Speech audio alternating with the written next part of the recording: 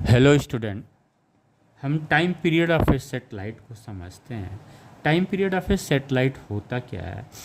एक रिवोल्यूशंस में कितना डिस्टेंस ट्रेवल करता है divided by the orbital speed.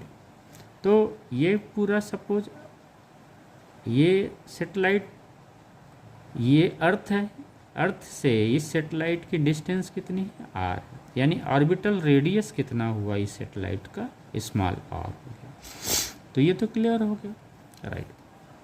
अब हमें ये देखना, ये जो v है ये ऑर्बिटल स्पीड है, ये स्पीड, ये स्पीड है, ये क्या है? टेंजेंशियल है, राइट। सेटेलाइट पे जहाँ पे भी ये लग रहा है, ये कहाँ लग रहा है? टेंजेंशियल लग रहा है।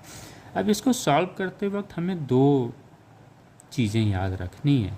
पहला, अगर ये सेटेलाइट अर्थ पे है, अगर ये सपोज अर्थ का जो है ये मास m है और सेटेलाइट का मास स्मॉल m है, राइट। अब यहाँ पे हमें दो तरह से जो है Newton's law of gravitational force को अप्लाई कर।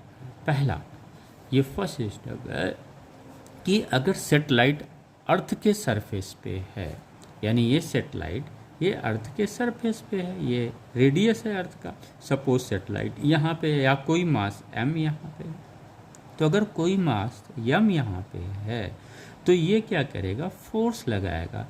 न्यूटन्स लॉ ऑफ ग्रेविटेशन से ये फोर्स कितना होगा? G capital M, mass of the earth, this is m, mass of the satellite divided by R square.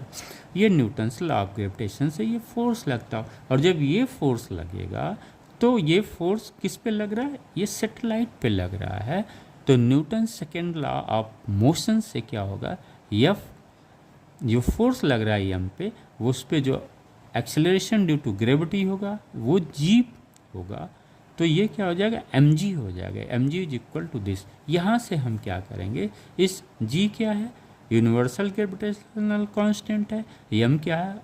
Mass of the अर्थ है। तो इसकी value हमें मिल जाएगी G M is equal to G R square. Second, फिर हमें लगाना है न्यूटन्स लॉ ऑफ ग्रेविटेशंस को, जब सेटेलाइट अर्थ के सेंटर से आर डिस्टेंस पे है।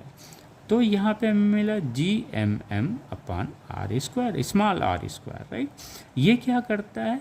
ये सेंट्रीपिटल प्रोड्यूस करता है, सेंट्रीपिटल फोर्स देता है, जिससे हमें ये रिलेशन मिलता है v equal to under root G M upon R. यहाँ जी एम की वैल्यू रखेंगे तो हमें ये ऑर्बिटल स्पीड मिलती है। Thank you student.